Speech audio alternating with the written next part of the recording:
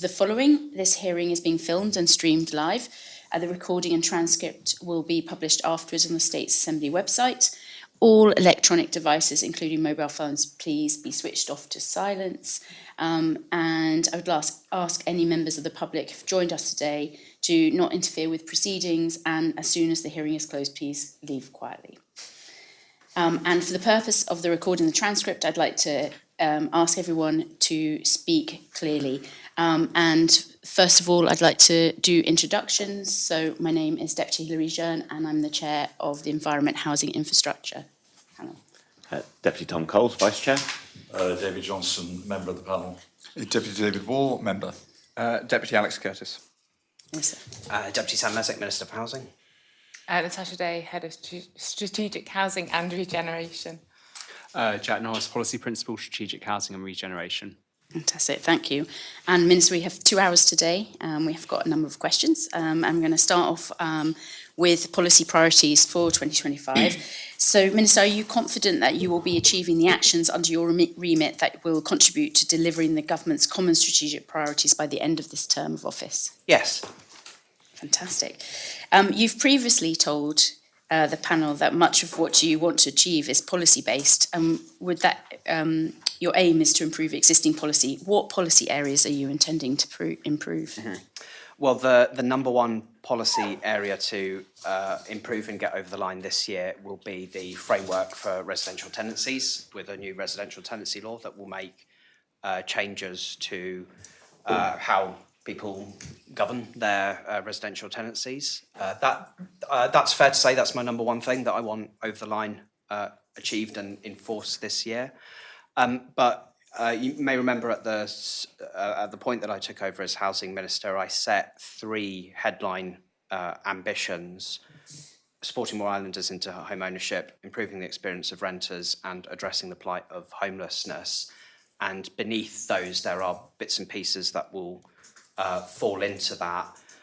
More islanders into home ownership. I'm hopeful that this year we can establish a new assisted home ownership product that we're in discussions with Andium about potentially delivering soon. I mentioned with renters, of course, the residential tenancy law, but I'm hoping as well that we can make some good progress in improving our relationship with the non-Andium social housing providers. And with addressing the plight of homelessness, we've already made, I think, good progress in collecting data on that, and that will, this year, as we develop a clearer picture on that, will help inform some of what we do with Housing Advice Service and other bodies that we work with. But as well as that, working with Andium to find specific solutions for particular homelessness issues that we're encountering. Thank you, Minister. Some of those issues we'll be delving into. But your first point about home ownership product, could you maybe expand a little bit more? It's something that we haven't heard. I'd really like to. So at the moment, we're working with Andium about seeing if we can add to their home buy offer another kind of product that helps people into home ownership. I can't say too much about it just yet until it's closer to being ready to go. But we know that of the products that are offered at the moment, first step home buy, people who are struggling into home ownership might have different reasons why, and not every product might address that reason. Some people might be struggling to put a deposit together, but probably could afford a mortgage, whereas some people will have the opposite problem, can't afford to get the deposit. Do have a deposit, but can't afford the mortgage. Not every product for assisted home ownership fits that. So there's one particular product that we're working at the moment, and hopefully we'll have something relatively soon to say on that. But it's just another string to their bow in the things that they can do to get people into home ownership. Thank you, Minister, and we'll keep an eye on what that is coming forward as soon as possible. So, Minister, are you aware of any further developments in the parishes catering for the island's ageing demographic? Occasionally parishes approach me, I think having been inspired by our right-sizing policy that we produced last year, looking at particular sites in their areas and ideas they've got going about what they might be able to construct and whether that fits in with what was kind of behind our idea of the right sizing policy, and therefore would I be supportive? Because if a parish in particular is producing a scheme, they'll want me to be on board with that. And in the rezoned sites as well, that there is potential of areas within those offering some kind of right sizing offer. So I've had some conversations with parishes about how we might proceed with that, and conversations with the developer as well. So do you think this is something that you'd be able to push forward with in 2025? Yeah, I mean, again, there's no one-size-fits-all right-sizing offer in the same way that's the case for assisted home ownership as well. For some people looking to downsize, some are perfectly happy to have a nice apartment in town. Others would prefer to be in their communities in the parishes that they're used to. So they're different offerings. I'm confident that there's certainly one that will definitely begin this year putting together. That would be apartments in town. And I'm hopeful that working with parishes and developers that we might be able to latch some on into some other developments across parishes as well. Whether they'll be up and running this year or not, I don't necessarily know, but there'll be progress at the very least. Thank you, Minister. And so the panel's understanding is that since 2021, Andium Homes have built or are completing about 1,100 new homes, and you've just talked about even more that are on there and talks with developers, etc. Given this context, do you believe that there is still a housing crisis? Oh yeah, most definitely.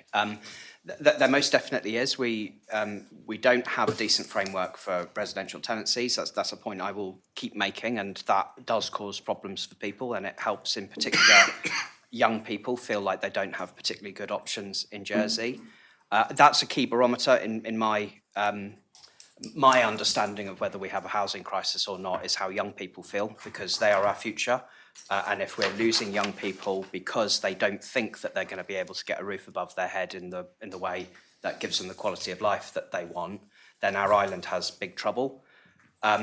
We're not there yet, and I don't know if there will be a moment, because it's, what constitutes a crisis. It's not an exact percentage point on some list of statistics, but I feel that we made progress last year, and in particular a bit of a spark of hope in some people that things are perhaps turning a corner and beginning to get better.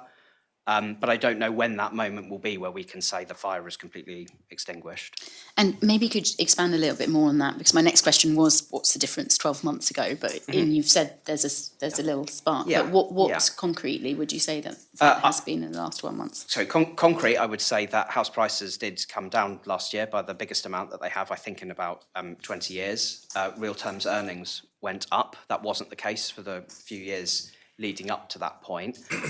That doesn't mean that people are feeling that yet, and there may well have been people who had lost hope before those things happened that haven't yet put their minds back onto home ownership to see if it's an opportunity for them now that interest rates are down a little bit, real terms earnings up, house prices down. Some people might not yet have had a second look, having given up hope a few years ago. But that as a foundational basis puts us in a better position today than we would have been 12 months ago. Can I? Yeah. Yeah, I just, in terms of crisis, I mean, you talked about the residential tenancy law and rental, changing these laws. So you fundamentally now believe that that is actually the major cause of the housing crisis as we stand here today? No, I didn't say that. I think I'm just asking you to clarify that. the crisis is multifaceted. There Okay. are elements of it, but You think the number one element is around stability and rent and security? No, the for number tenure? one thing is how young people feel. If a person who has grown up in Jersey and experiences that childhood here gets to the point of adulthood and doesn't feel like they've got chances in Jersey, that's a serious problem. And young people will look at different options for how they might house themselves in the future. that renting in the private sector will be a big part of that, because lots of young people want independence from their family home as soon as possible. And if they look at that and they see, as we were seeing until recently, an option of spending £1,500 a month for a small single aspect apartment with no parking that probably gets 20 minutes of sunlight pointing through the windows a day, you cannot blame a young person for feeling that that won't give them hope. And at the same time, if they think, well, I'll stay at the family home until I'm 30 to save for a deposit, and that still is going to be really difficult, maybe impossible, again, you can't blame young people for thinking, well, that's a rubbish option as well. So it's multifaceted. Young people can choose independence early into renting and then moving on to home ownership. And if that looks like a dead end, but so does staying at home with the parents until you're 30, and going straight into home ownership, then both of those. But just to come back to your point about security of tenure, you put this as your big priority, but what you're actually saying here is actually, I take your point about multifaceted, but security of tenure is just one element, and maybe that's probably the only element you may have any control over? Security of tenure goes hand in hand with affordability as well. And people will be looking at the rental market and think if rents are extortionate, then that's not going to offer them hope of a better future either. So it's multifaceted. But the reason I raise renting as a key thing is because I'm on the verge of having a complete draft of a residential tenancy law to lodge, which will start making a difference sooner rather than later. So that's something I can see on the horizon very soon. And I think we'll go into those questions in a second, but last question from me around, that wider common strategic priorities of the government, and there is a number of elements that fall, something that you could fall within your remit, I suppose. And one is that we've noted in your response in November to the Violence Against Women and Girls report that included 3 main areas of focus to address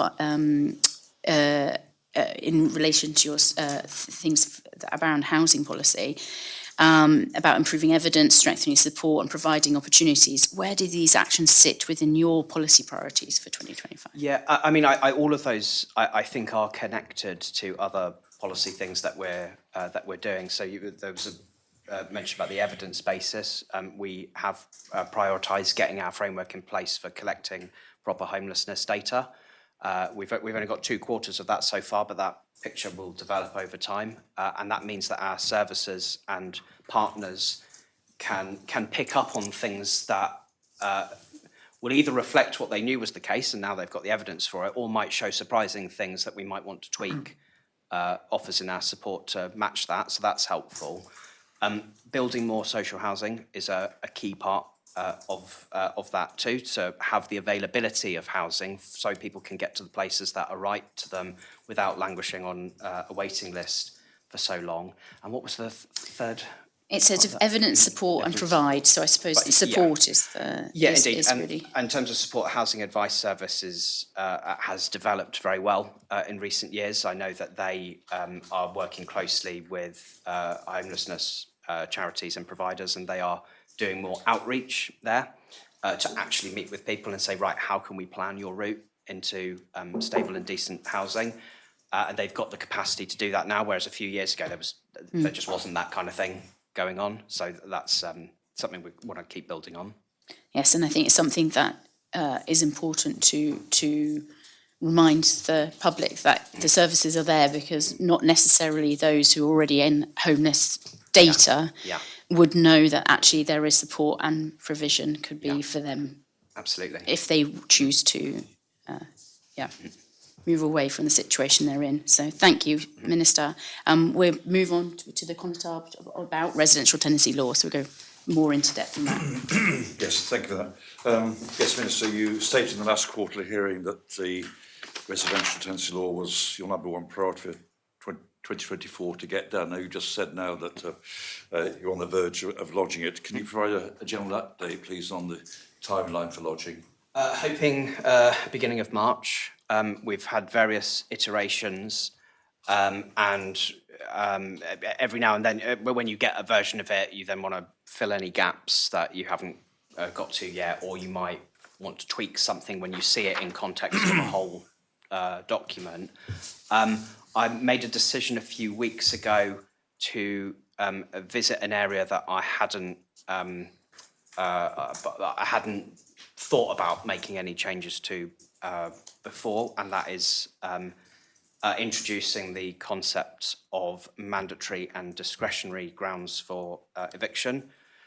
Beforehand, that was not, we were just looking at no change in that, but I met with stakeholders who I thought made a compelling case as to why that at the very least ought to be looked at. So that's added a few weeks onto it, but I thought it was worth it because it's an interesting idea and might strengthen the law. So that's added a few weeks onto it, but that's the kind of thing that comes up when you do this stakeholder engagement, and I thought it was worth it.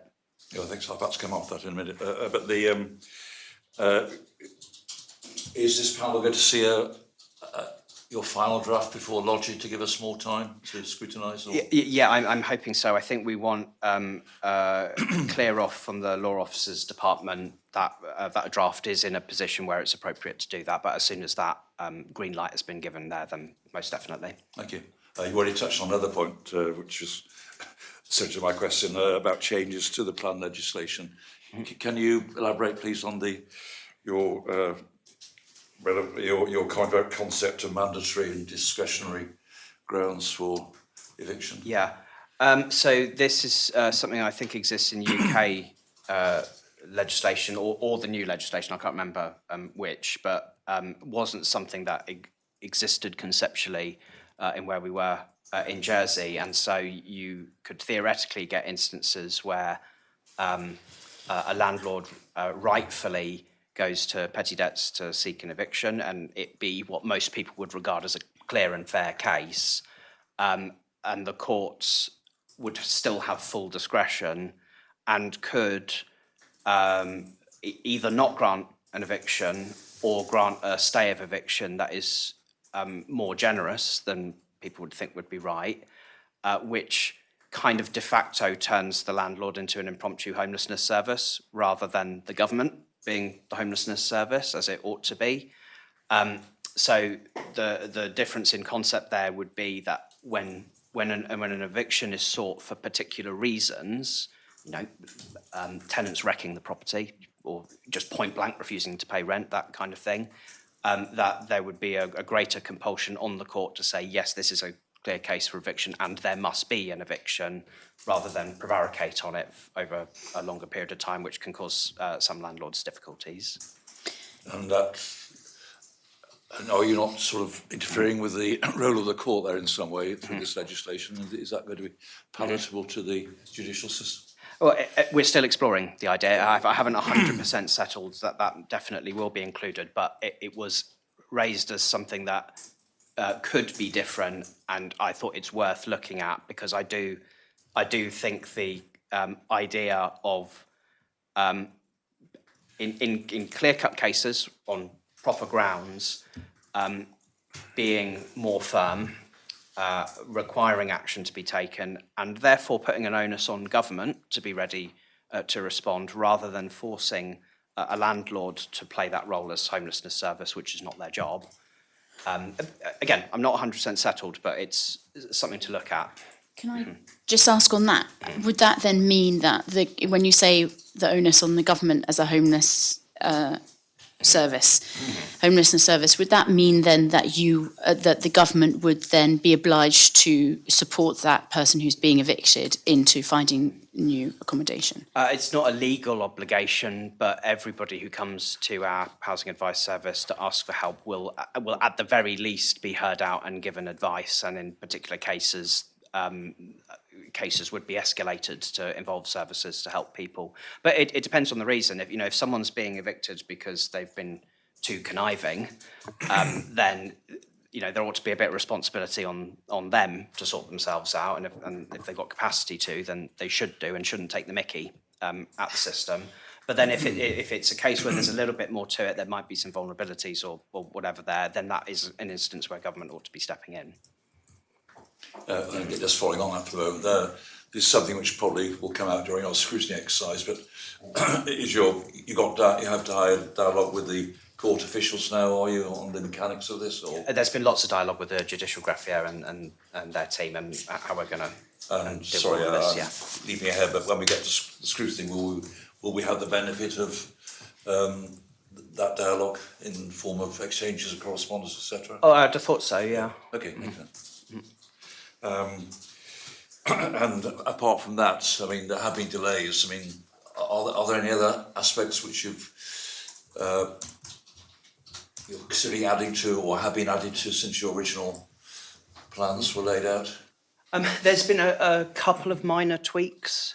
So in terms of the rent tribunal, I think originally I wasn't looking to have a legally qualified chair and remunerating the membership.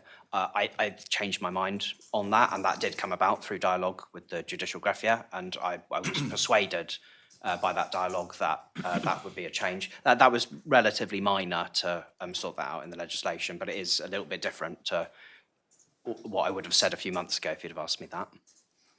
You said a couple of other points. That's one. Are there any others? There may well be, but those were the only ones that came to the top of my head. Have I forgotten any there? Any minor changes? Well, I mean, we are going through the very iterative later stages of amending the draft provisions. That is working closely with the law officers department in particular to make sure that they are assessing the provisions and making suggestions where there might be some, previously not anticipated holes in the legislation that need to be tidied up. So it's really difficult to pinpoint exactly what all those things are, but as I said, it's highly iterative, working between Law Drafting Office, Law Officers Department and the Minister where there are more sort of substantive issues. But we'd be really happy to provide this briefing to you, as the Minister suggests, and we can cover off how we went through that process in a bit more detail, but it's very live at the moment because we're in the final, very, very final stages. Yeah, just to carry on that rent tribunal, can you just pad that out a bit about what it is your concept of a rent tribunal is, and the structure, how it's managed, where it sits? Yeah, it sits with the Judicial Greffier, Okay. And it would be chaired by somebody who's legally qualified. The rest of the members would not necessarily need to be legally qualified. That would be, I haven't put quotas on the membership in terms of who's got to represent which sector, but the Housing Minister would propose that membership to the States Assembly to approve there. The purpose of the Rent Tribunal will be to hear appeals on cases where rent increases have been proposed above the limits of the rent stabilisation that is proposed elsewhere, and their job would be to work out are these rent increases above those limits proposed for genuine reasons that are justified. And just on that, the idea of, you've obviously talked to us before about the idea that there would be caps involved on yearly increases. Is it your view that cases should be referred to this new tribunal any time they break, or is it when the tenant believes that it was also unfair? So should they, by mutual agreement, also say, well, this is a beyond increase? Is it on the tenant's responsibility, or is it actually on the landlord's responsibility to self-refer in your model? The tenant. So so with the proposed caps, which are RPI or 5%, whichever is lower, if a landlord proposes going above those caps, they would say to the tenant, and here's why, and there might be plenty of good reasons for it. They might have spent a few £1,000s putting in a new kitchen. They might have not increased rent for years and market conditions have changed, etc. And the tenant can receive that. And if they're convinced that, yeah, the landlord's got a good point here, then there's no point in going to the tribunal because you're just wasting everybody's time then. But if they think, no, that actually this isn't quite right, I'm not sure this is justified, I think this goes too far, they have the right at that point to go to the rent tribunal. Okay, thank you. So I had a question on the rent tribunal later on, as we're here. Am I right there for thinking, is the mechanics and setting up the rent tribunal going to go hand in hand with the progress of this law? So it will be the rent tribunal will be established by the time the proposition comes to the Assembly? No, by the time the proposition comes to the Assembly, because I wouldn't be allowed to. I wouldn't have the virus to right. do it at that point. But, I mean, what's the interaction with it? Is there going to be a delay in the appointed day act then, so that the two coincide? There'll be a phasing of various parts of this. Yeah. Do you want to? Yeah, well, I mean, an area that's not settled is considering whether or not we go for an appointed day act or whether or not the minister enacts the law by order. And the reason why we're considering that is the work that's involved to establish the tribunal to ensure that it's in place on the day that the law comes into force. It's quite an involved process, and it is, as you say, a challenge of having the virus to establish the tribunal when you need to start that process before really the virus is created. It's not problematic because we know what the law is going to say, and we can preempt that in that sense. But I think it just considering this gives us sufficient time to ensure that the subordinate legislation provisions for establishing the tribunal are prepared, which will come second order, and court rules and procedures of the tribunal are designed and in place, that we go through the recruitment process, and then the tribunal is ready to be established. There's a number of stages involved with that. It's not something that will be turned around in just over the course of the lodged proposition. It's a bit more. I understand that. What I'm trying to get at is what I wouldn't want to happen is that what can't happen, presumably, is for there to be a law in place which makes reference to the Rent Tribunal and its powers if it's not actually in being. So that aspect will have to be deferred, won't it? Presumably, or it's. Well, yeah. Hence, I think that we wouldn't want to see the operation of the law in the absence of the tribunal would be challenging because the that's what I'm getting at. Yes, so that's why we're considering the merit of an appointed day act, which very much limits you to a defined period of time to do all of that work to establish the tribunal, or that the minister makes the enactment by order, which creates a little bit of additional flexibility to ensure that we've gone through all of those additional processes that we need to develop the subordinate legislation, to get all the administrative procedures in place, and to go through a recruitment process to get the tribunal. So it just gives that little bit of extra breathing room to ensure that Okay, happens. I'm trying to get an overview now. I mean, when we get to scrutiny, I'm sure you'll give us more detail. Okay. Yeah. Moving on to another aspect. Then you referred to the intended cap on your rent increases. Can you? It's in the public domain already. Can you just give some indication of what that is? Yeah, so ordinarily, so let's start from the beginning on this. So we're proposing that rents should not be increased more than once a year. Okay. They should come with at least 2 months' notice that they're being implemented. And ordinarily, they should not be more than either RPI or 5%, whichever is lower. If there's to be an unordinary situation where the landlord believes it's justified to go higher than that, it will have to come with the note that says this is above the stabilisation limits.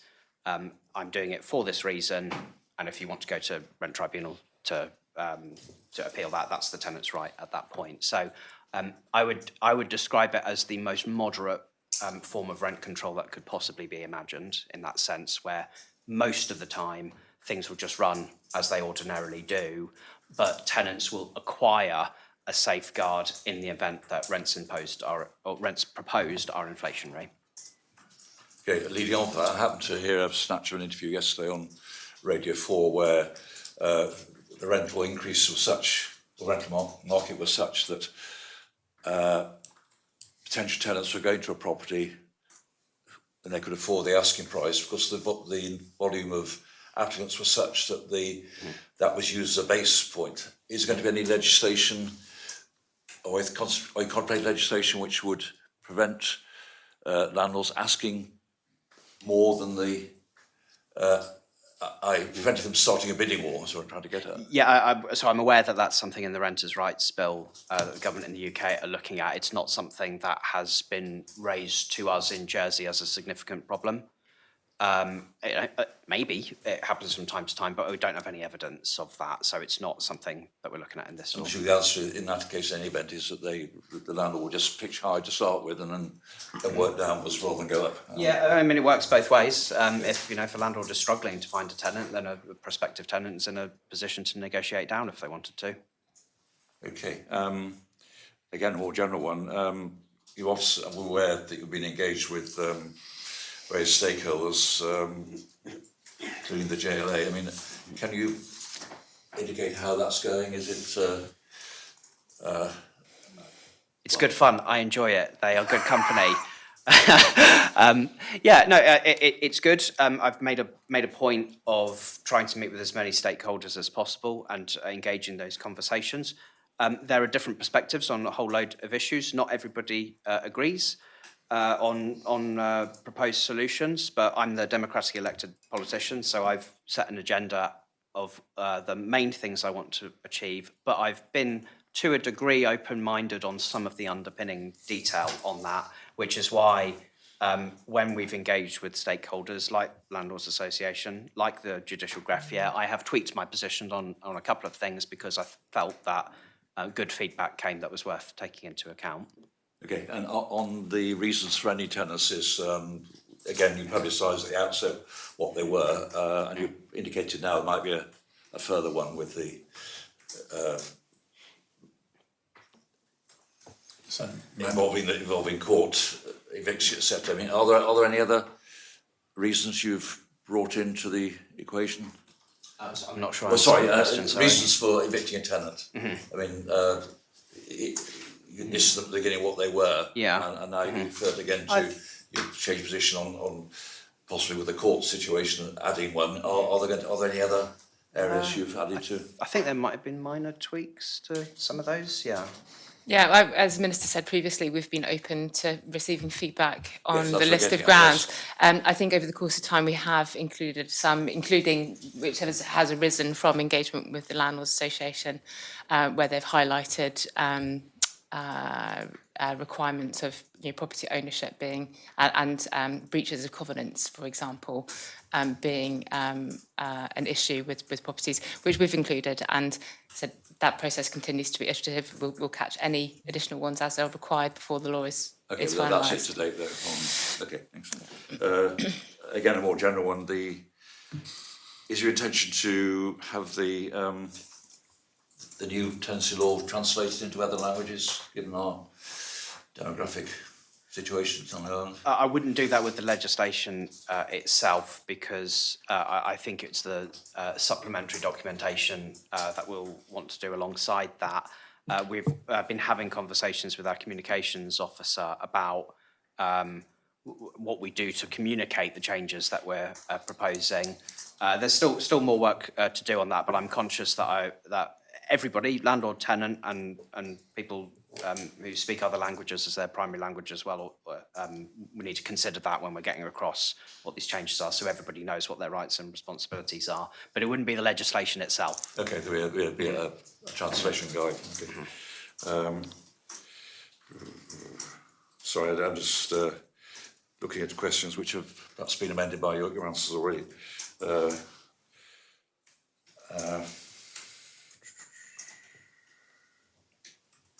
Going back to going back to tribunal for the moment. I mean, are the budget requirements in relation to that, or is that not an issue anymore?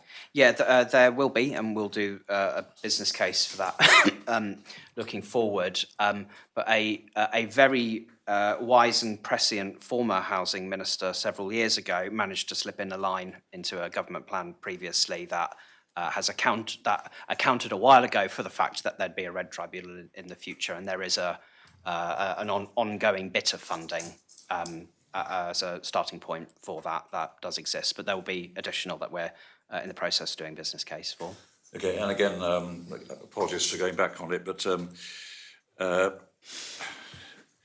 the data you have in relation to housing market generally, is your understanding that this might lead to a stagnation in the market at the moment? So people make all sorts of predictions on that. I'm not convinced that would be a result of it. Okay, and you already touched on the composition of the tribunal. And again,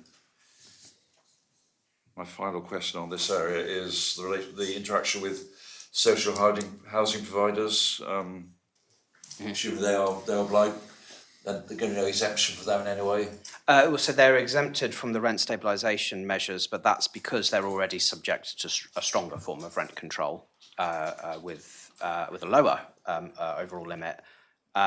So that makes sense, and social housing rents policy sits with the Minister for Housing, who can tweak social housing rents policy if they so choose, or if they're instructed to. So the rents policy for social housing providers sits separately. It sits in a good place and is stronger than what's in the RTL, so there's no point in applying the RTL to it. But the feedback we've had from social housing providers has been positive otherwise. Sorry, just on that one, you mentioned, obviously there was the situation a couple of years ago where one of the homes trusts over here actually increased their rent above that 4% level. So do you think that still stands firm then, that policy of no more than 4% is actually genuine, or is it just subject to Andium rather than the others? That's just subject to Andium, that particular one, I think, yeah. So is there going to be a policy then to broaden that out further towards all social housing providers? Or is We're in the process of putting together a comprehensive social housing rents policy because the current policy is split up in from multiple sources. Some going back 10 years ago. There's a bit in a ministerial order somewhere, and there's a bit in an amendment to a government plan as well. So we're in the process of consolidating that into a single source. Okay, but until that time, so the residential tenancy law may or may not come into effect before that is concluded. So at that point, they would be held to this maximum of 5% or RPI, whichever is lower. Is that? Yes, that's correct. So they would default to the standard provisions of the law until such time as they had a rent arrangement agreed with the minister. So in the case of Andium Homes, there is already a rent agreement with the minister. So they would, on enacting of the law, become exempt from the main provisions on rent controls because they have their own. It would be for the other social housing providers to engage with the minister and for the minister to be satisfied that the rent procedures that they have in place are adequate to approve them and therefore create the exemption from the application of the law. Is this leading us to a kind of definition of what a social housing provider is? Not really. No. It would remain as it currently is. Okay, so no.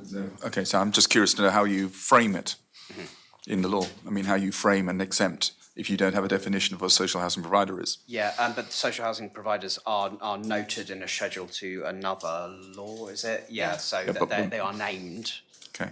as specific providers. And you So think it's that's not- adequate? It's fine. It's not causing any major problems. That they are named as organisations, and because they are that organisation, they are a social housing provider. There isn't a definition beyond that says anyone who meets these counts as a social housing provider, whether they're registered with us or not. They're both different ways of doing it, legitimate, but the one we've got at the moment isn't causing any issues. Just quickly, listening to the iterative kind of process you've been on, and you're in that really final stage, what role has the Council of Ministers played in shaping this? And now you're at your very late stage, what level of support do you have from all those members? Yeah, I am sure that it will be similar to as the Chief Minister has made it with other propositions where there is not a firm hand on the whip or anything like that. So I'm sure that there will be ministers who won't support it, and let's be honest, some of that will be ideological. People have different views about how far they think laws should go in telling people what they can and can't do in contractual arrangements, and that can be political. There's been multiple Council of Ministers meetings with this as an agenda item, talking through ministers what the proposals are, how they've developed, and there's been questions that have come back on that, and I've had lots of one-to-one meetings as well to explain how they actually work, and so they understand it. And there's a good level of support, but yeah, I'm sure for political reasons we don't always agree on everything because we're a broad coalition. Okay. Thank you. So And I back think, to chair on this, thank you. yeah, thank you, Minister. And I think we'll move on now to homelessness and housing of vulnerable people, and Deputy Curtis will be leading on this. Thank you, Chair. And in one of the first briefings you gave to the panel, you stated that one of your key priorities until 2026 was support, as you said, you had supporting islanders into home ownership, improving the situation for tenants, and addressing homelessness or the plight of homelessness. As this is the start of this section, could you provide the panel with an outline of the work you've already completed with regards to tackling homelessness? Yeah, so the data project is a relatively significant one. We've had 2 quarters worth of that being in place, and that's something that we've worked very closely with homelessness charities and other agencies as well to get as clear a picture as possible. I think there was really good buy-in for that, and we're meeting frequently in various different contexts with those providers. There's a homelessness cluster, there's a homelessness ministerial strategic group or various different names. So I think there's lots of buy-in to that. But it is just data, it's not, it isn't in itself the outcome, it's something that informs what we would do elsewhere. I mentioned in answers earlier that the Housing Advice Service is doing more outreach than they'd done before. They physically go to some of the homeless shelters and work with people to try to help them on their journey and do that as effectively as possible. I've been working with Andium to provide some specific accommodation that would address a specific homelessness issue that arises from time to time. That is basically the acquisition of properties that don't sit alongside the rest of Andium's portfolio. So like not just a flat in a block of flats, so like a specific kind of home that would match a particular need, maybe a medical need or that kind of thing as well. Yeah. Okay.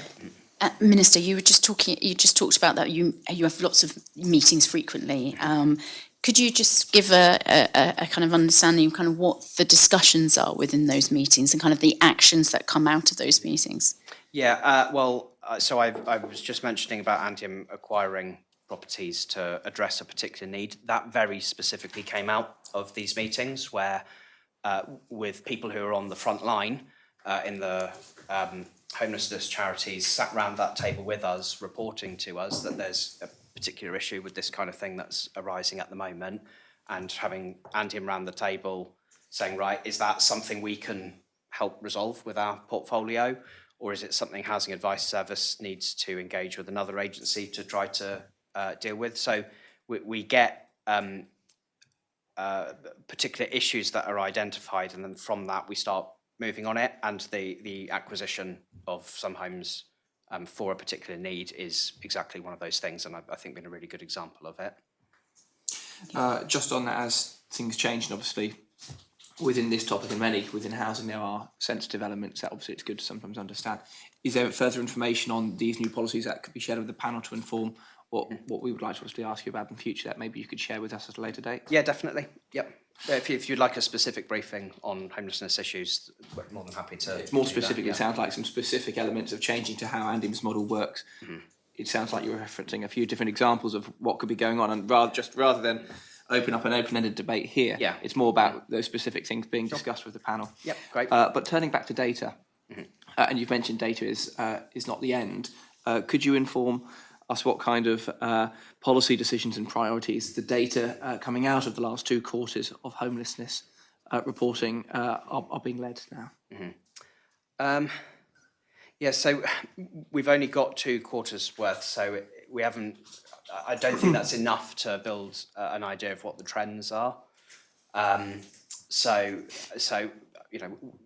it's too early to say exactly where we're going on some of these.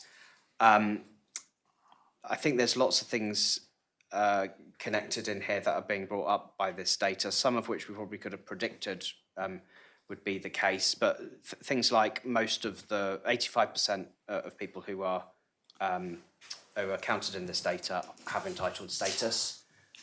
So it's people who have deep roots in Jersey, most of them. It's mostly men, and the largest cohort of those men, one of the key reasons for counting as homeless or having ended up in a situation where they're homeless has been substance use. Whereas for women, it's either being at risk of or experiencing domestic violence. That's the number one thing. So there's a clear difference there. I'm probably rambling and not really answering your question there. Could you? Well, no, I mean, this is the first time we've had 2 quarters of data Yeah. at a high level, as you say, it breaks down as well.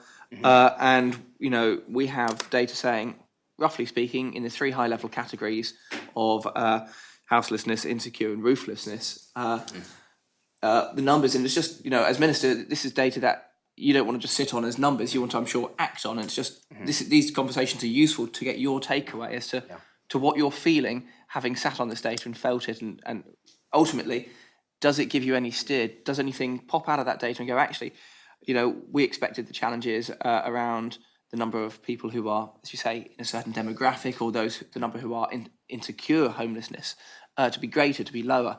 And it's just how you're responding to that and evolving your thinking. Yeah.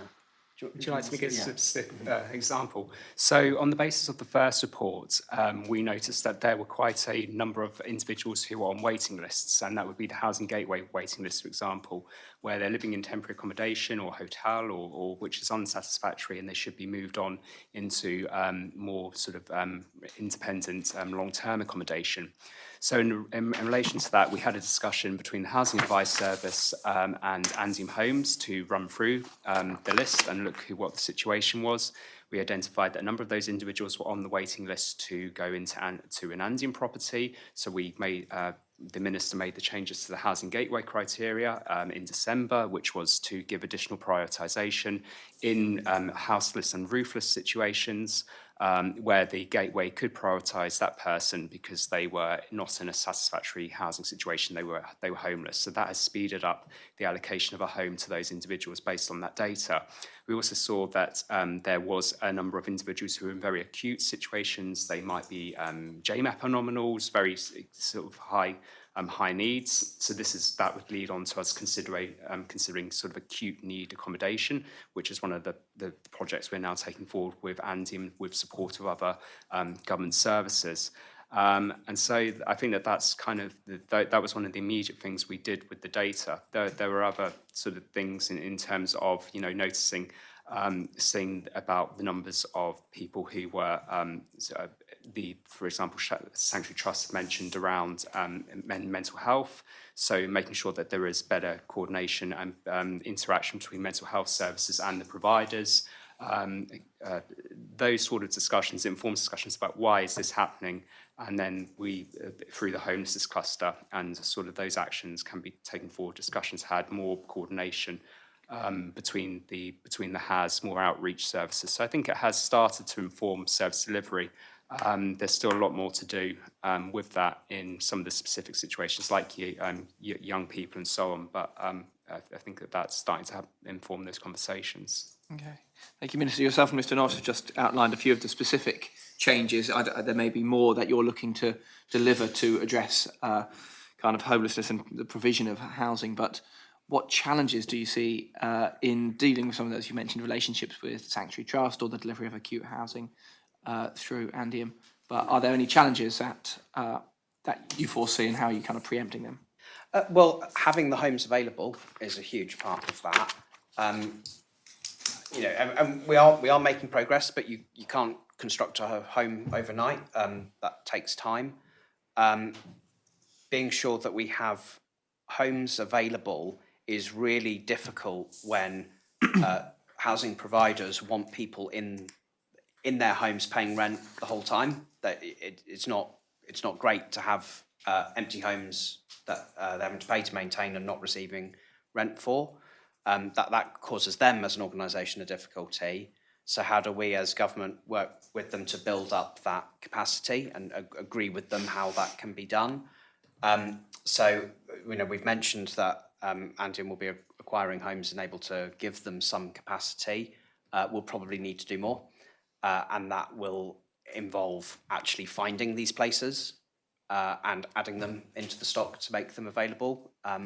Because if you can't find the right kind of home for someone who might have really specific needs, those are the worst situations, because you might be completely aware of someone, know exactly what it is they need, know exactly what the issues are, and be willing and wanting to help them, but if you can't actually physically find the home that ticks all the boxes and is right for them, those situations are really frustrating. So the biggest challenge is getting that capacity to do that, because that's bricks and mortar, and you've got to either acquire it or build it, and that takes time and can be difficult. So are you confident that Andium isn't, as they do have kind of a significant move to sell stock as they build stock, are you confident that they're not selling stock that, in the short term, medium term, will go, if only we hadn't sold that as part of the stock, we're now buying stock and, transacting. Are they keeping tabs, and are you keeping tabs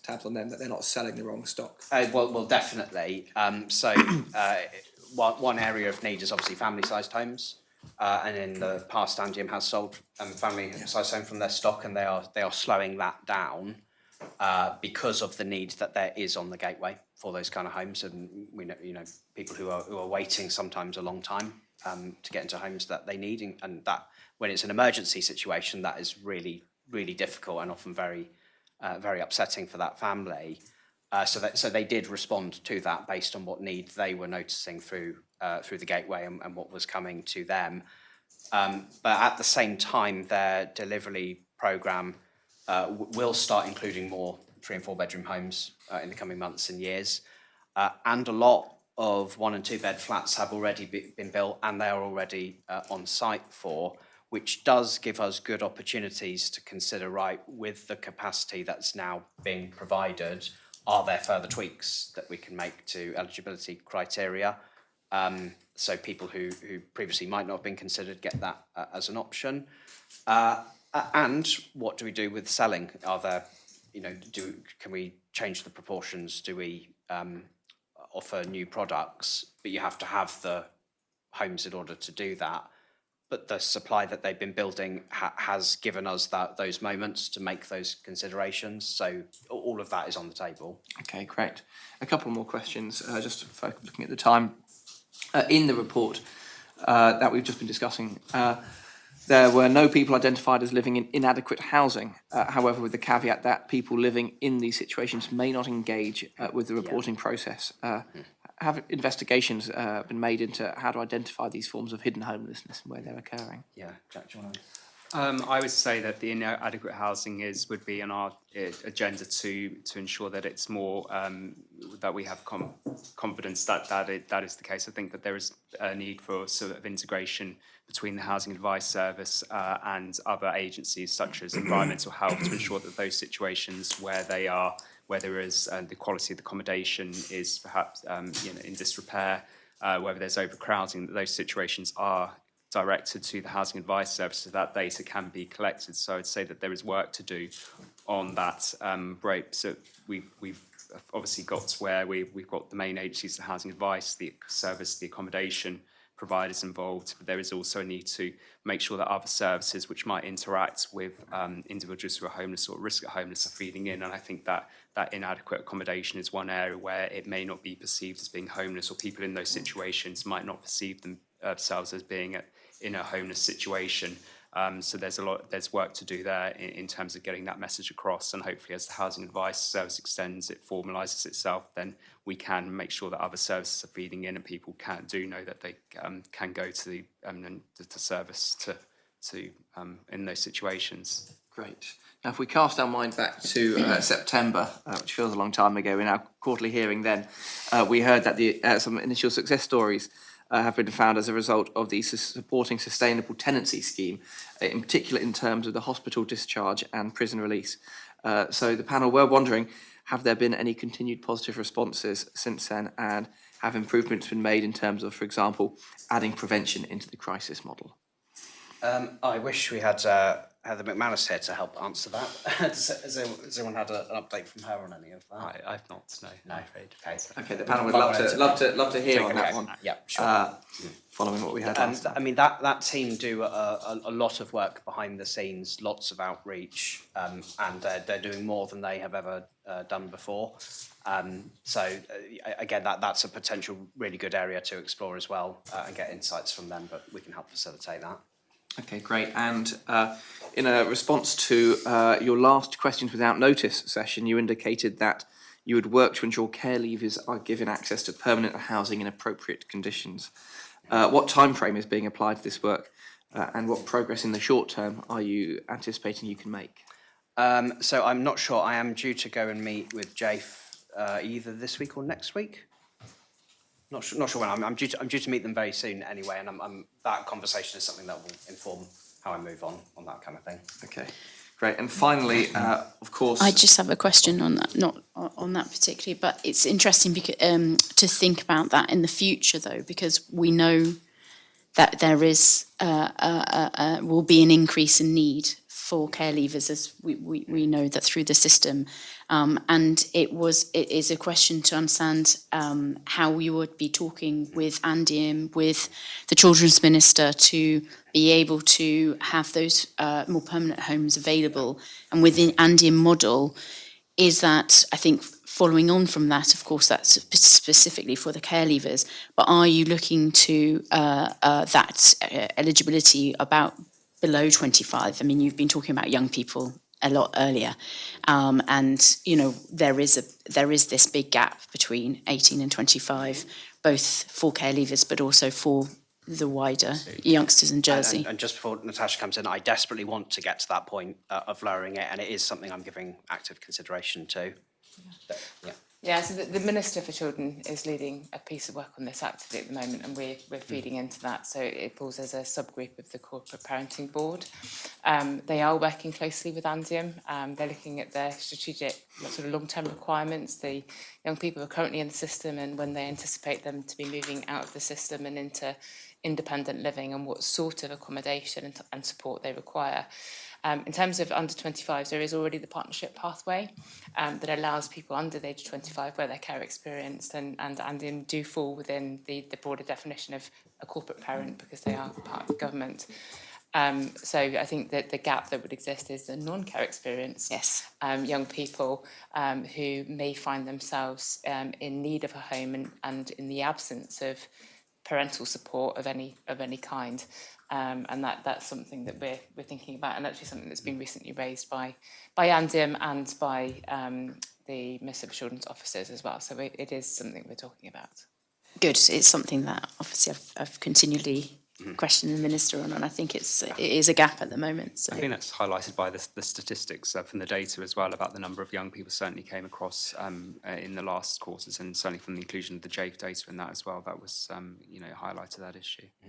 But with the supply of homes that Andium is providing, and looking at the rest of our gateway statistics, I want to be ready at the moment. I think it's viable to do more, and it wasn't originally in the social housing roadmap to lower it beyond 25, but I would like to as soon as we can. But yeah, measuring that with supply of new homes and gateway statistics, that at the moment I've got confidence that it's the right time to do it. I will want to do it.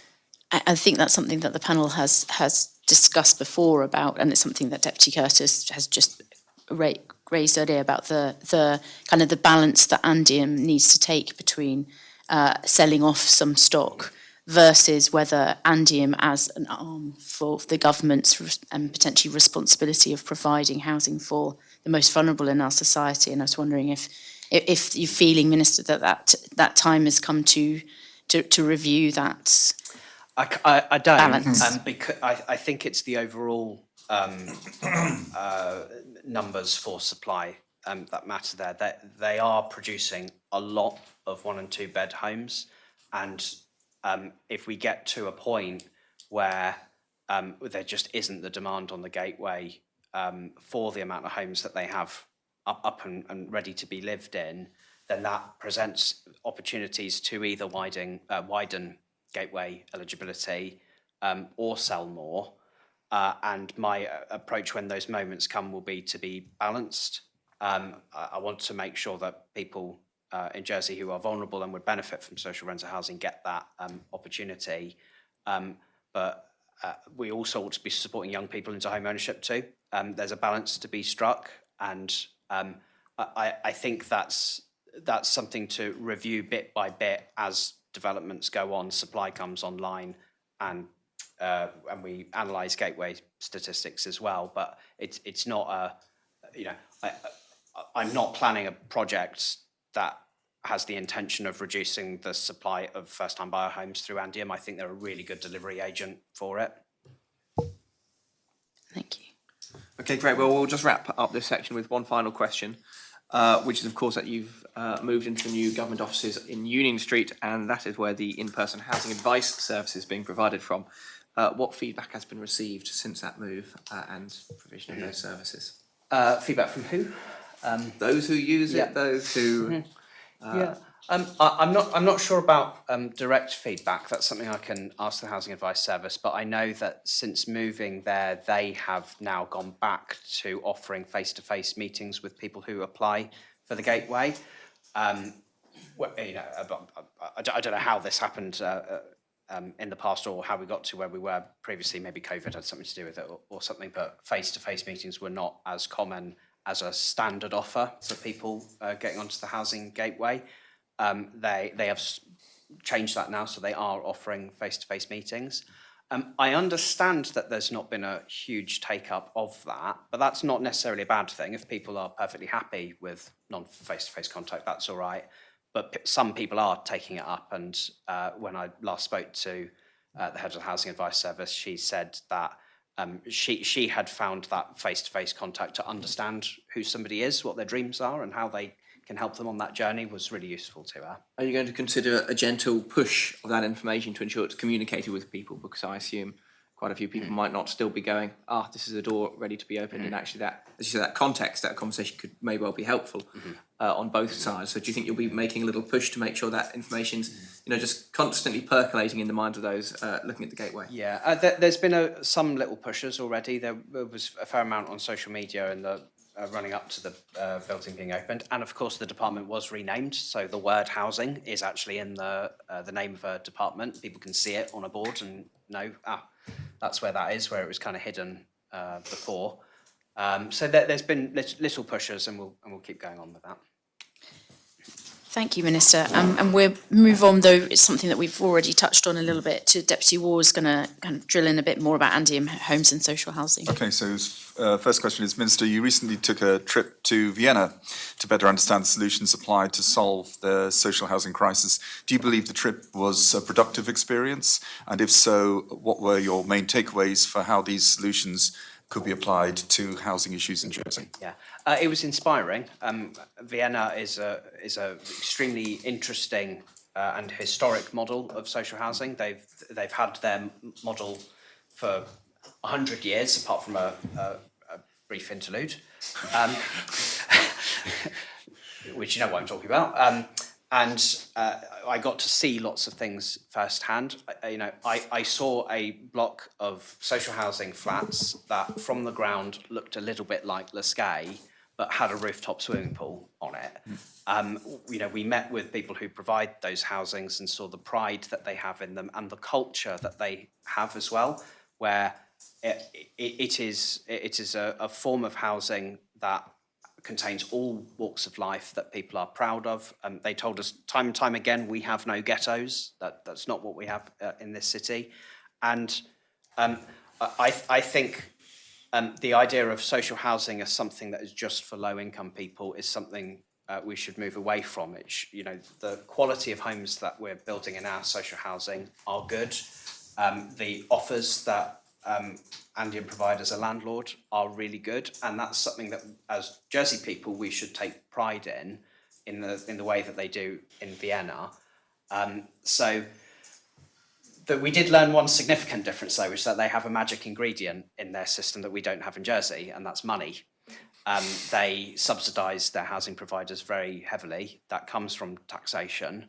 In Jersey, we do the complete opposite, where our social housing provider subsidises government because they pay back to us £10 million a year more than they receive through the income support system.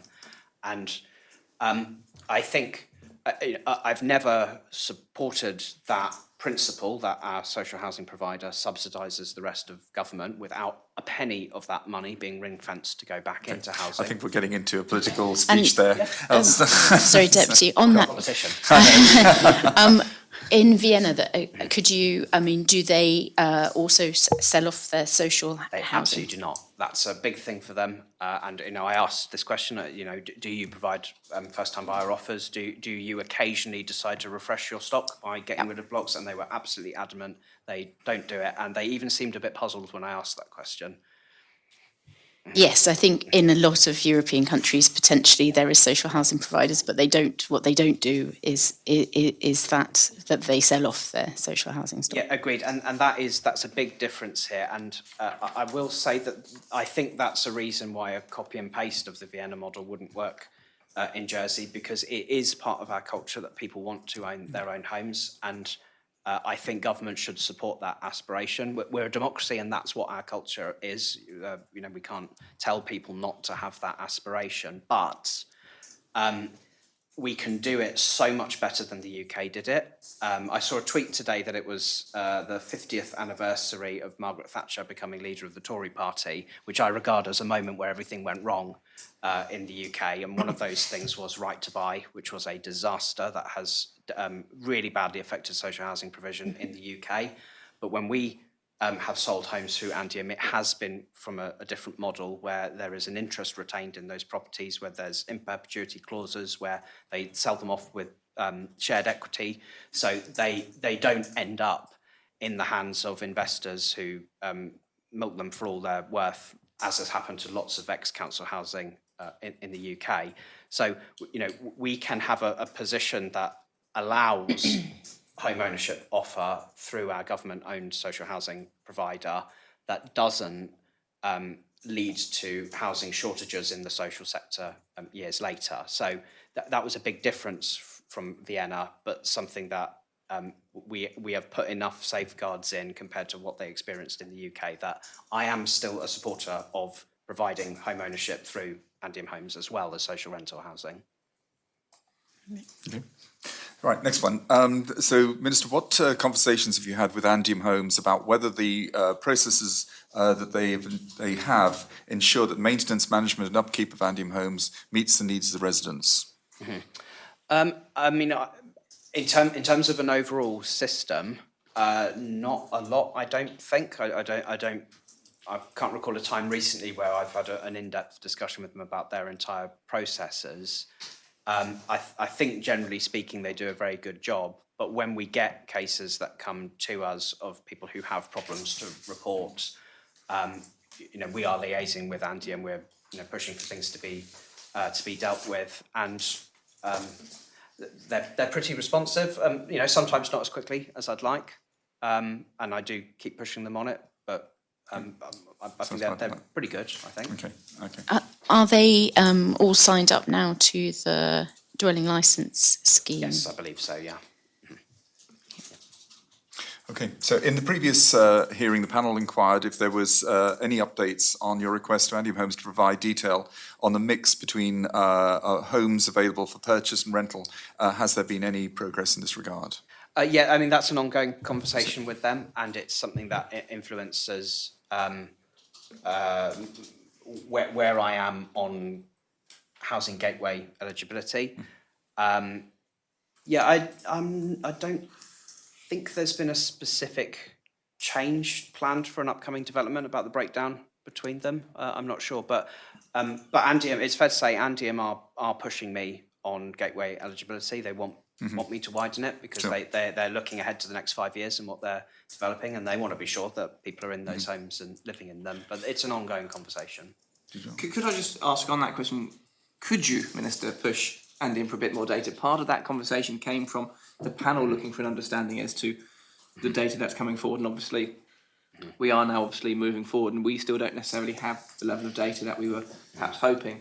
I think we were looking to use you as you were saying, that it's something you were looking for as obviously a conduit that we could then scrutinise through. So is it something you could take as an action away from this, that actually the panel want that information perhaps as much as it sounds like you are happy having it in involved conversations? So, we could do a joint briefing with Andium that does a forward look at their projections for what they're developing and where that sits with demand.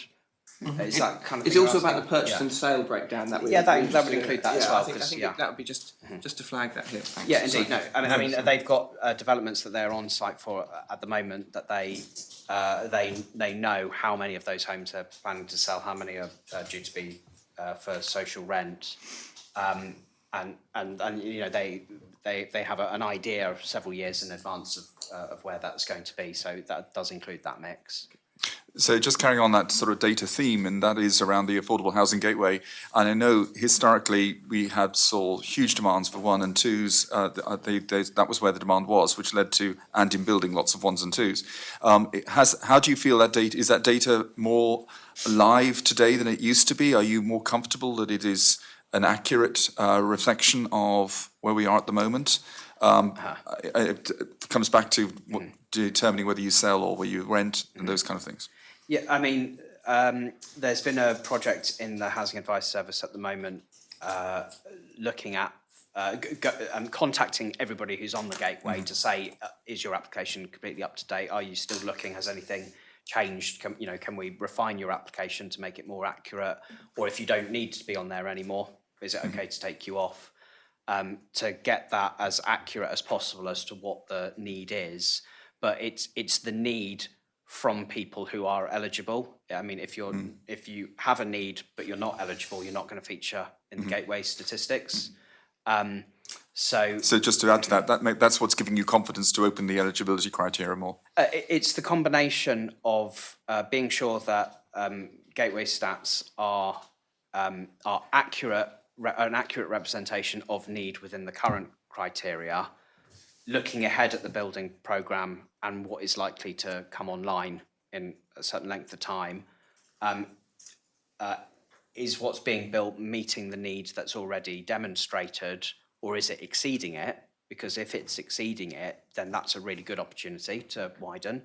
But also, we have to keep a watching eye on how those social rental homes are promoted, because if people don't know that they're available, then they're not going to end up there, even though it might be a good option for them. So there's work to do with Andium as well about promoting their offer and making sure people know that these are available, they can apply for them. Don't languish somewhere that's bad for you if it's another option. Fair enough. And so just to carry on that theme, in terms of obviously if we put younger people into social housing provision and they meet the eligibility criteria on the gateway at that time, is there any work being done around if your job prospects improve, your income levels improve, which puts you in excess? I think I raised a bit of this in the Assembly last week, is if your income level exceeds the criteria, is there any work going on around what might be able to be done in terms of, that could be clogging up the system? You have people who are kind of housed who shouldn't actually be in social housing. There's, I think, two things to say to that. We don't currently continue to monitor people's incomes when they go into social housing. The gateway is a gateway. Once you're through it, that's that.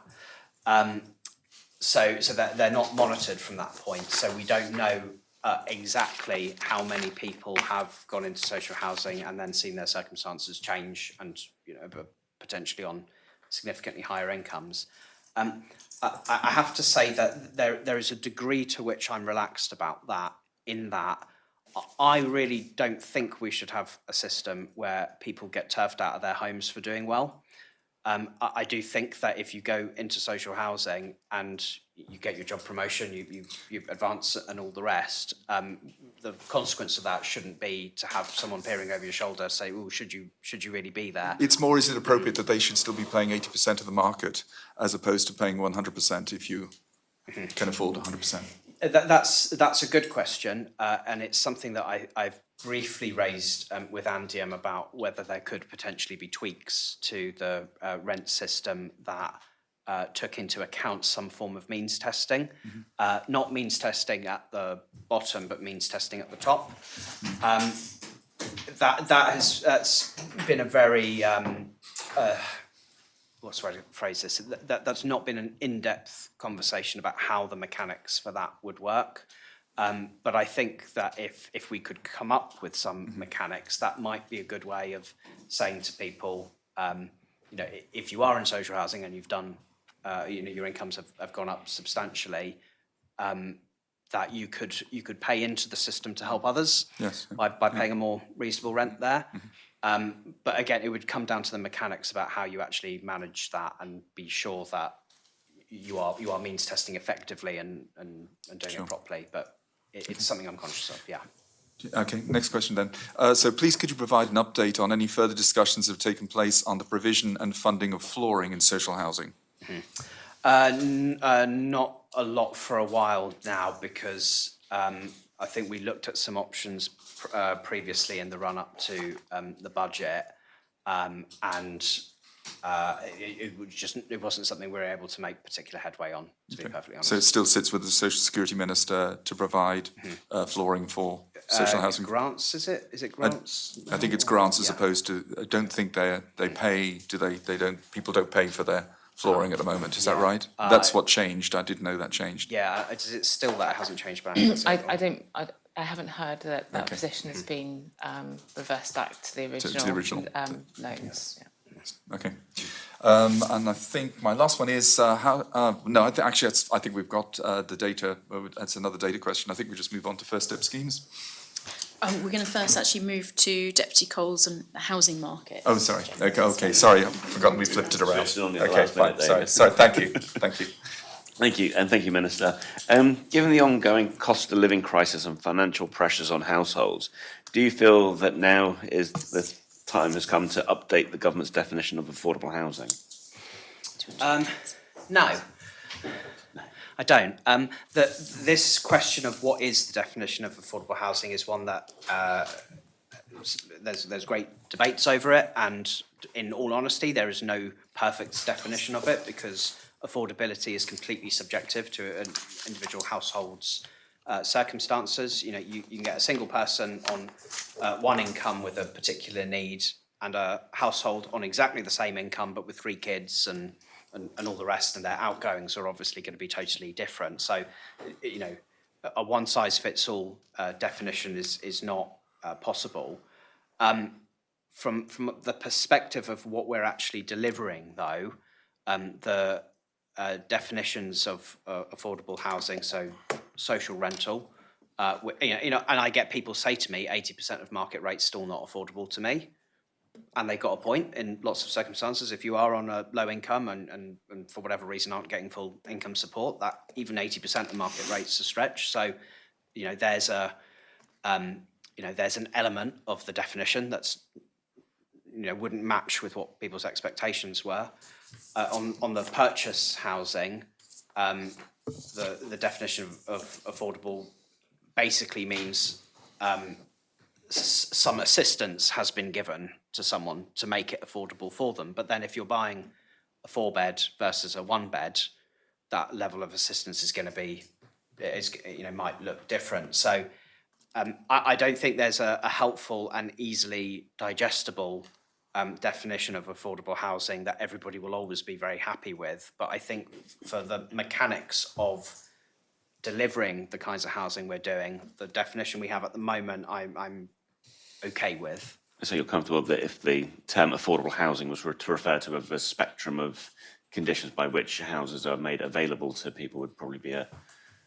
That's it in a nutshell. And we've had these conversations with the States Jersey Development Company as well, because that there are models of affordable housing that have financial implications. If you're going to do an affordable housing scheme and your definition is that those homes are sold via a shared equity scheme, and what's the percentage of equity that you do? How far do you go for someone on a particular income? At what point do you say we can't really go any further, so perhaps home ownership is not where you can be at this point? But again, that has financial implications. The higher an equity share you offer, the harder it is to fund the development of those homes in the first place. So, it's complex, and I don't think anyone will be... normal people out there in the real world will probably not like that definition, because it's not tailored to their personal experience. It's tailored to what we're trying to deliver, if that makes sense. Yeah, believe it does. Can you detail what conversations you've had with other ministers regarding the balance of available housing stock on Ireland in terms of type, price, and are you comfortable that this is heading in the right direction to meet the diverse needs of islanders? I think I'm probably more optimistic on that than I have been in the past. I don't think that there have been many in-depth discussions on that because a lot of the framework we've been working under has been the Island Plan, which was based on a set of assumptions at the time. Times have changed since then, and our population projections in particular are different, but they're different in that our population is projected to be lower than we thought it was going to be, but the rules for developing those particular sites remain as they were. So that has actually kind of made it easier to deliver the amount of housing we need because we were planning to deliver more than the population projections now indicate that we would need. So that comes with all sorts of other problems in terms of working age population, but at least in the provision of building the homes that we were planning to at the point of the Island Plan, it leaves me feeling a bit more optimistic than I otherwise would have been. The Island Plan, of course, is a framework, but the guidance around the provision of the types and styles of home, in some ways, is left quite broad under the policies that define it, saying that it should meet the creation of sustainable, balanced communities. So, do you see it as your role as Minister for Housing within any plan period, and obviously within the Bridging Island Plan, to feed in? Well, actually, we don't want a development of this because it would result in, quote, an unacceptable over-concentration of any type, size or tenure of housing. Yeah. Where's your role in saying, actually, hang on, Minister, your team are not the experts in housing kind of balance right now because I'm the Minister for Housing and you're obviously doing that. Do you have meetings regularly to kind of reset that understanding? Not really with other ministers, but we do meet with developers who will come to us either directly to me or to officers to say, look, we're looking at this site. Is there a particular balance that we ought to be thinking about that? I had a really good conversation with a developer last year about a particular site that they were saying to me, well, we think we could do this breakdown and that breakdown. Where does that sit with what you think the need is? So the engagement's been good there, and I'm able to feed back into that to say, based on where we are now, that kind of breakdown between affordable housing or open market housing or whatever is probably okay. And I do submit comments to lots of planning applications as well to opine on whether the breakdown of homes and tenure that they're proposing is appropriate. And I probably occasionally provide unhelpful comments to some developers when some have wanted to build homes that I've considered too small, and I haven't been shy in saying so. And then it's down to the Good Planning Applications Committee to hopefully take into account what I've said one way or the other. Minister, just to clarify, we are talking about all types of development, whether that's an open housing market or under the affordable housing Indeed, scheme. yeah. So we get applications to develop on sites that weren't specifically designated for affordable housing, but if they're of interest enough or significant enough, then I would comment on that. I wouldn't comment on a small extension to someone's private home of a more substantial thing. Yeah. Could I just check once more on that? So those conversations have been with the private sector. I'll just quote the preamble actually of this policy, which says, which is talking about where you get the data from for what housing need is, and it says, guidance, including guidance from the Minister for the Environment or the Minister for Housing and Communities will help to determine housing need. Have you considered or had any meetings with the Minister for Environment to start providing guidance, especially given we know obviously that the Bridging Island Plan is being extended beyond what its original plan was? Do you think now's the time perhaps to intervene, given it's going to be more than a 3-year plan? I'd have to give some thought to that. Can you provide the panel with an update on work being completed through the right sizing policy, and if this policy is proving successful in its intention? I don't know if we can say it's successful yet, because I don't think we've had enough time on that, but it has piqued interest, and I have had developers proactively approaching me to say, interesting idea, how do we take this into account, what should we do with it? States Jersey Development Company is now actively considering right-sizing offers in their developments, which is really positive, and they're going above and beyond in what kind of incentives that they can offer people to make it a really attractive offer. So, you know, rather than just something on the side you can apply for if you like, how do they actually entice people into it, which is really good. And with some of the rezone sites as well, I imagine over coming months there'll be input from us as to what the breakdown might be, how you might fit it in with the rest of the offering then.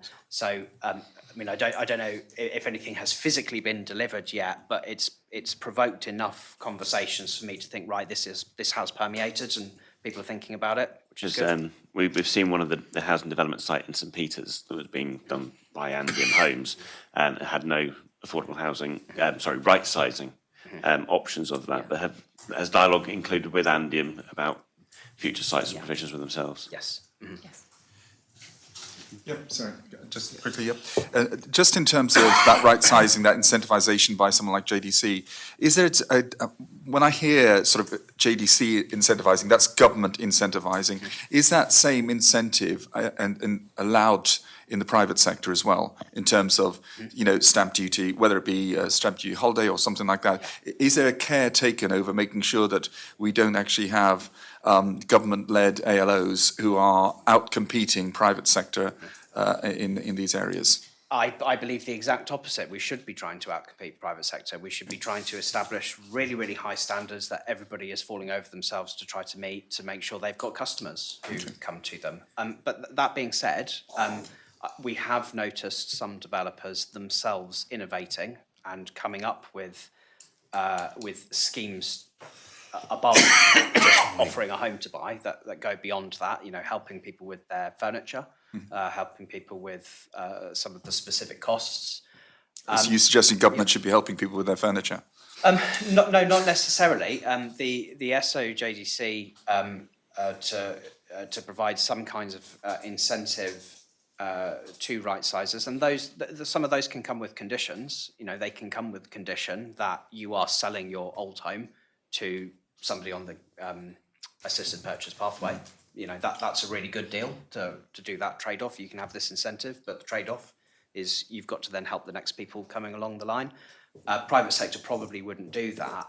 But, you know, turnover of home sales has been down recently, and if that leads to developers who want to sell the homes that they're building to innovate and come up with extra offers, that's something certainly to be welcomed. And if our government-owned housing providers have provided some inspiration for them to do that, that's a really good thing.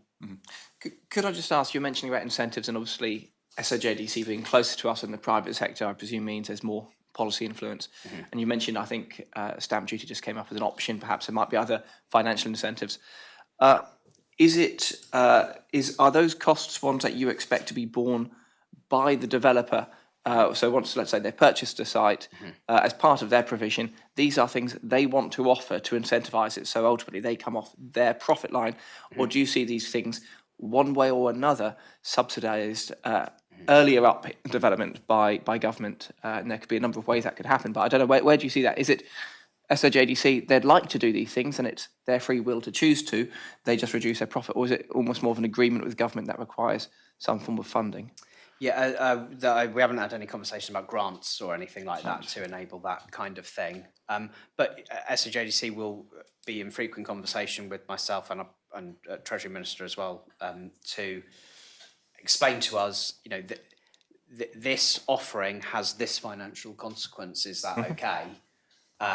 And you know, I push hard to get as much affordable housing or assisted purchase housing in those offerings, and that has an effect on bottom line. And SOJDC have to work hard to find the most efficient way of doing that. Some of that is in the phasing of developments as well. You know, offering the shared equity section at the start means you can have cash flow problems or cash flow challenges early on.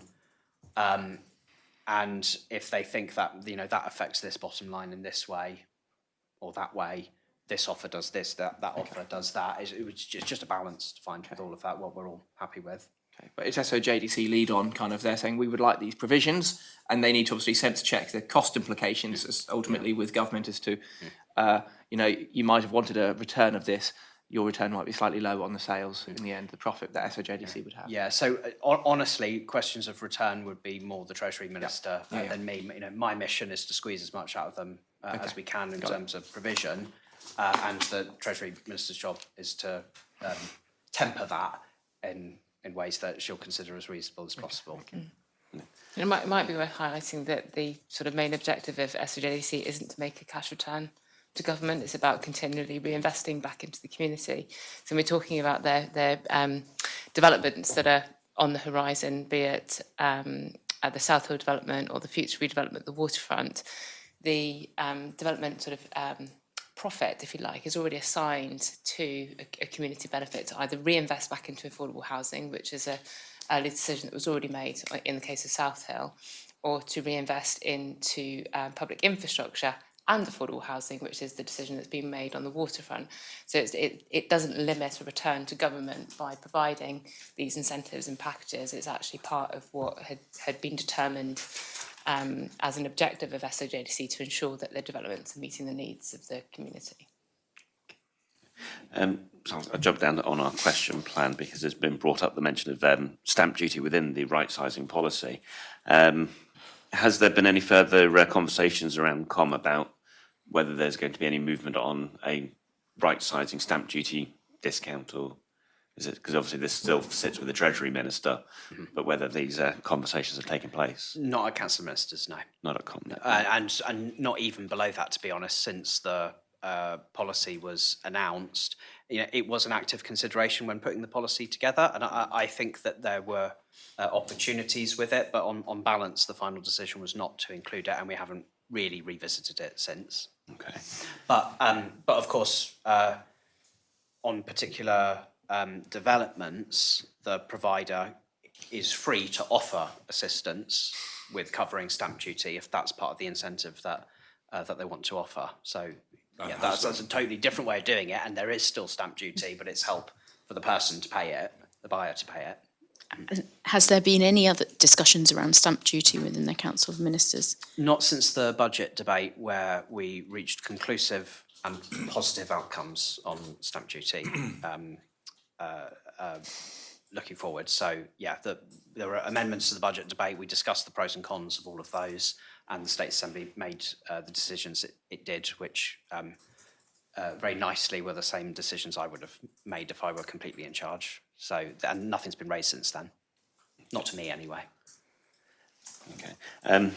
In a response to an oral question in the Assembly about possible land banking through unused planning permits, Minister of the Environment said that he would need to be very careful about interfering in the market and withdrawing planning permission when a development has commenced but not been completed. As Housing Minister, do you agree with the interpretation, and what can be done to address the issues that you see, including the potential use of powers invested in the planning law? That obviously doesn't legally fall within my official responsibilities. That is still the Environment Minister. I am somebody who would want to be reasonably tough on these things. I would lean more in that direction. I don't know if that's the Environment Minister's position always. I think it might sometimes be and sometimes less so. I would guess we might not always be aligned on that, but my philosophical approach would be to want to be relatively tough on that kind of thing, and come down on developers if they're not doing the right thing. But yeah, it's not me who would officially do that. Is this because this is another example of where your portfolio very much does heavily link in with the Minister of Environment. Is it not then something to consider that maybe there should be more regular meetings between yourself and the Minister to discuss these kind of issues as they present? Yeah, to be perfectly honest, I think so. I had a really good meeting with the Environment Minister yesterday on a slightly related matter, and you've got a point. Okay. Good. Sorry, on that, Minister, you're saying, of course, a lot of this responsibility lies with the Minister of Environment, but what what powers or viruses do you have that you could move this forward, or as you say, be a bit tougher in this area? Is there something that you could instigate to help in this situation?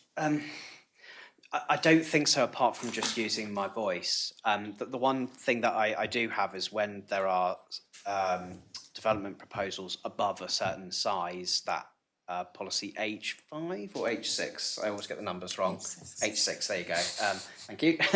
That one,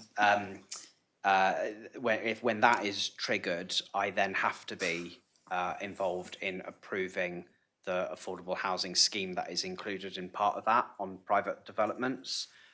So when that happens, I have a moment where I have a lot of power in that, and if I wanted to destroy everything, I theoretically could, although obviously I wouldn't.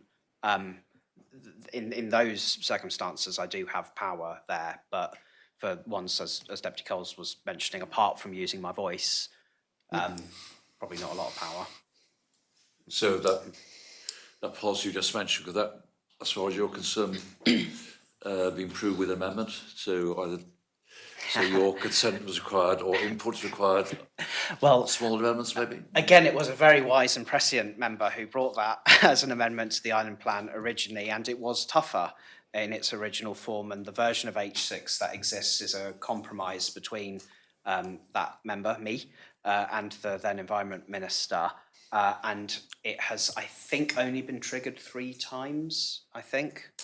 2 of which were very easy. One was a little bit more difficult. So, I would have been happy for that to have had a lower threshold and a higher contribution. And honestly, I'd still like to get there at some point. But for now, that policy is being followed, and there are sites where that has been used. And are those sites being developed on those 3 occasions? Well, one of them lies dormant at this point, which may get to the point that Deputy Coles was referring to.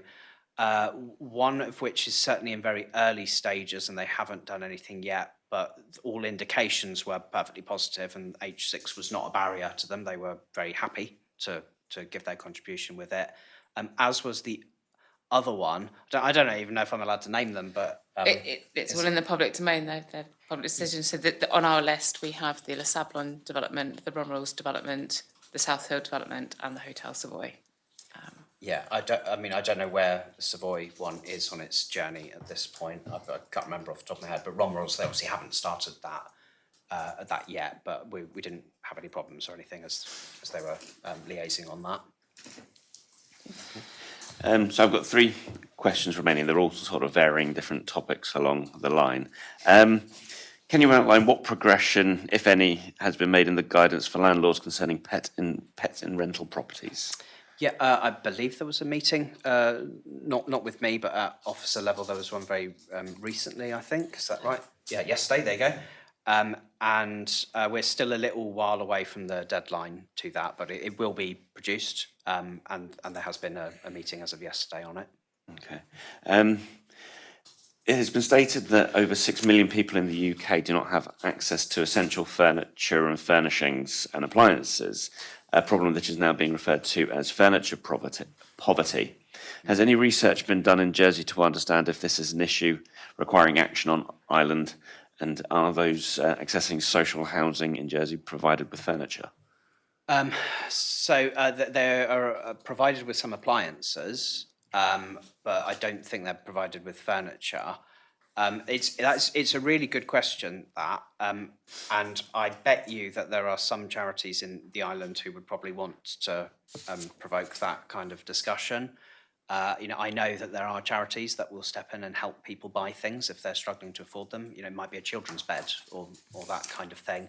I'm not aware of any actual formal study being done on that and what the extent of furniture poverty in Jersey might be, but it's a very worthy subject to look at, most definitely. Is there something you could then draw again with a conversation with, say, the Social Security Minister, who may hear more about these tales than yourself? Sure, yeah, I can raise that, and I, off the top of my head, I can think of some charities that I know would definitely want to feed into that. I think, and this also feeds into your a focus on young people. Often that is one area of a kind of a barrier to feeling to go out into the market is into the housing because of the situation of not being able to acquire Yeah. furniture Sit and at a table to have your appliances. dinner if you can't, if you can't find a table and chairs. Yeah. Potentially with Minister for Children in regards to care leavers and Yeah. that scenario. Indeed, and there ought to be funds available to help in those situations. The Care Leavers offer that I helped set up is one, and we'll have, hopefully very soon, we'll have the Care Leavers Endowment Fund as well to use. And my final question for me, though, I believe it stems more from one of the roles of one of your assistant minister.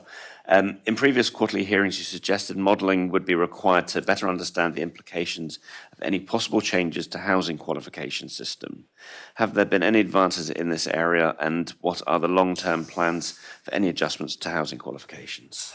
So Council Ministers discussed some changes to the Control of Housing and Work law yesterday. It is my Assistant Minister who's leading on that, but she's doing that in her capacity as Assistant Chief Minister rather than Assistant Housing Minister. There will be those changes that will be lodged, I guess, fairly soon, and I'm sure she'll be offering briefings to members on that. Because it's her domain, I won't spoil too much on it, but I think what she's looking at first off is not particularly drastic. So a degree of it is cleaning up some of the some of the more archaic nature in the law, making it a bit easier to understand. And I think there'll be a couple of changes to some eligibility things as well. But it's for her to detail that. But there will be something relatively soon coming on that will make some tweaks to that. But they're not that drastic. I can say that much. Thank you. Thank Yeah, you. I just want to go back to sort of my serious questions around Andium, and I know we've reached, came up in the Assembly around the 80% rule and the criteria. Just my biggest concern right now is who polices Andium, and the fact that they are actually, their homes are at 20% beneath the private sector, and where do tenants go if they challenge that? Ultimately to me, and I would have to make investigations with Andium to work out, have they adopted a sound process for determining what a market rate would be and what deduction would therefore be charged on it? Do you think there's enough separation there? Not necessarily. Like honestly, in an ideal world, it would be great to have a social housing regulator. That would be the independent body that would do that. And at some point in the future, I hope we get to that. It's not a priority right at this very moment in time because I can't see a scale of problem that means we need to focus all of that energy and time prioritising that particular thing. I'm not aware of an instance where I think Andium has not correctly applied their rent policy. I've had the odd constituency case where it's come to me to be suggested that that's the case, but when I've looked into it, I have been content that it has been followed. Do you feel people have justice right now? I do, yeah. Can get justice. Yes. I would prefer a more objective and independent system, ideally, in order to give them that. But as it stands, I think things are okay, which is why at this moment in time, it doesn't need to be a priority to set up a new infrastructure to deliver on that. But in an ideal world, it would be something that you'd have. If that was sort of incorporated into like a public services ombudsman as a sort of that shared responsibility, could that be a pathway for that? Yeah, was any thinking done on that? Yeah. There was, and it comes down that at the time there was consideration of having a housing tribunal, which could have had the jurisdiction to consider complaints in the case of social housing. As the Minister mentions, there's also the concept of social housing regulator, which has been long on the table, and there is also the public service ombudsperson, which could, in theory, have had the virus and reach to also consider social housing or state-owned entity complaints. There's a lot of choice there in terms of how you want to handle it, but in the first instance, the Minister's highlighted, Andium have a complaints procedure that escalates to the Minister for Housing.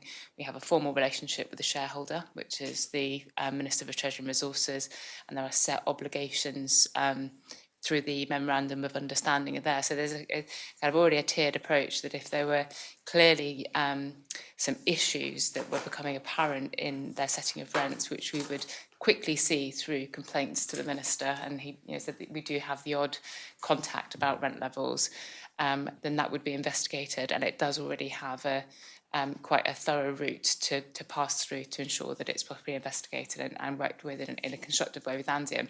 The decision as to whether or not to have an independent regulator, there's clearly options available, but ministers have not decided as to whether or not now is the right time to do that. Okay. Thank you. Thank you. And so just reaching our final 15 minutes, something that we haven't touched on is the First Step scheme. So, Minister, could you provide the panel with update on statistics of the First Step tranches to date? Yep, so in total from last year, we're looking at 54 properties either have been purchased or in the process of being purchased. That's towards the upper end of how many we thought could be covered by it. We thought it would be between 40 and 60, so 54 is towards the higher end of that. It has been the largest type of home that's been, the most common type of home that's been purchased through it has been 3-bed houses. Next is, and that was 20 out of 54 there. 6 4-bed houses and 14 1-bed flats. So it's been a mix. I'm pleased with that. When you set up a scheme like that, what do you want the focus to be? Do you want it to be for particularly young people getting a 1-bed flat, that's their first step onto the housing ladder, for them to then, as they get older and start families, expand, or for those to go straight into a family-sized home and give homes to children who've already been born? It's a mix where we've got with that. That's pretty good. The average equity loan that was offered was 36%. The maximum was to be 40%, but yeah, averaging just a little bit beneath that. So I think that's been reasonably good value for money. And of course, we got another £2 million to look at next year, this year, for a next tranche. Yes, and looking at those patterns, and what kind of lessons have you learnt from those? Are you going to adapt, making any changes to that next tranche, or you're not going as is? Yeah, so not really. For the next tranche, we're not planning any major changes or anything like that. Along the way, there were I think one or two slight issues, but I think most of those were to do with communication rather than application or eligibility, and that was people who had gone down a path looking to acquire a particular type of home to then find that it actually wasn't an eligible home for the scheme, and they'd kind of gone too far before finding that out, which was not great. So we did kind of tweak some of the communications on it as we went along. But no, I'm really pleased with it, and the only thing I want is more money for it. That's the main thing. And this is a question really, now that the budget has been agreed, and of course that budget, the money that you have assigned to this scheme for the next tranche is underspend. Has there been any finding of underspend in different budget areas that could be transferred to increase that amount? Not as of yet, no. But you're actively looking? That's something I've pressed the Chief Minister on to say, you got some spare pennies from behind the sofa, let us know. And hearing about the statistics and hearing about the success of this scheme so far, are you looking into any other funding sources to be able to boost that amount that you have for this year?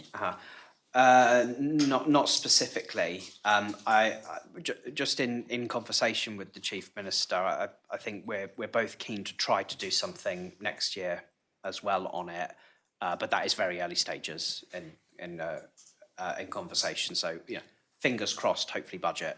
I would like to be in a position to be able to say something on it and identify something for next year on it. And is there something, I know actually this question ends and it's something that you've actually mentioned at the beginning, but obviously we hadn't heard about it at the time, was other schemes that you're looking at in efforts to encourage islanders and support islanders on their home ownership. And so we've heard a little bit from that there is something in the works. I suppose it fits within this first scheme, step scheme in the sense of offering islanders that. Yeah, so First Step has its place and it's very clear in its offering for the types of homes you can buy, so that they are open market homes. They're not homes that have been developed by Andium, whereas Home Buy is homes that Andium have developed. And they're both shared equity systems, but there are other ways that you can help people into home ownership as well. And Andium has shown that as the manager of 2 assisted purchase schemes, they've been extremely competent and capable. So taking their talent and their insights, because they're obviously thoroughly integrated into the market. They are in close contact with lawyers, estate agents, etc. So they're in a very strong position to be able to be the custodians of other schemes as well. So we're lucky to have that, and we should use it for all it's worth.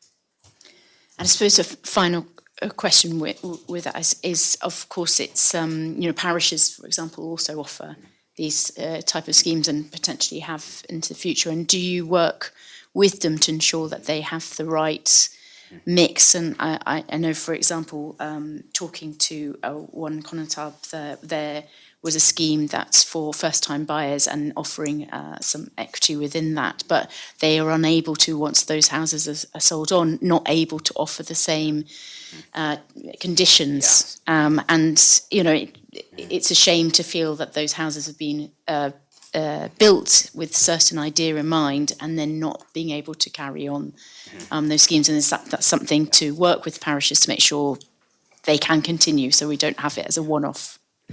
Definitely, and I've got a meeting with officers from one parish on Friday, I think, to talk about a potential scheme as well. So that's definitely conversations we're having with parishes, yeah. And then to ensure that sustainability, I think, is the key, to make sure it doesn't stop after one sale. Delivering schemes, assisted purchase schemes in perpetuity is quite challenging because the nature of how the schemes operate after the first sale takes place. I think it is known and accepted that there's been some historic schemes that after that first point of sale haven't continued as would have been hoped, and we're working really hard to ensure that the next round of the rezoned housing sites coming through do not suffer the same fate, and that each onward purchaser continues to benefit in the same way as the original purchaser. So that's something that we're actively working on and have had conversations. Andium Homes are well geared to deliver these schemes, as the Minister highlights. That this is something that's very easy to achieve when Andium Homes are the operator. It's when you get the bespoke one-off schemes that are managed by the parishes that it's a bit more hands-on. And a good example of how we worked with the Constable of St John on what was Field 525, Clos de la Butte. We had to have those exact conversations, say, how are you going to manage this from the point of subsequent sale onwards? Thank you. I'm finished with questions, so just turning to my panel, see if there's any further Just questions. actually, lastly, on that topic of that perpetuity, is it your hope that units that are shared equity or so developed by all of our arm's length bodies like States of Joe's Development Company have perpetuity rights on those units and not just first sale? Yeah, that's something I am pushing on, definitely, yeah. Well, thank you, Minister, and thank you for the officers for attending today. And I know that we had some things that we wanted to follow up with you that we have identified, and so we'll be following up with you shortly. But I'd like to thank you for attending today, and thank you also for the public, both in the room and listening online, for your time today. So thank you very much. Thank you.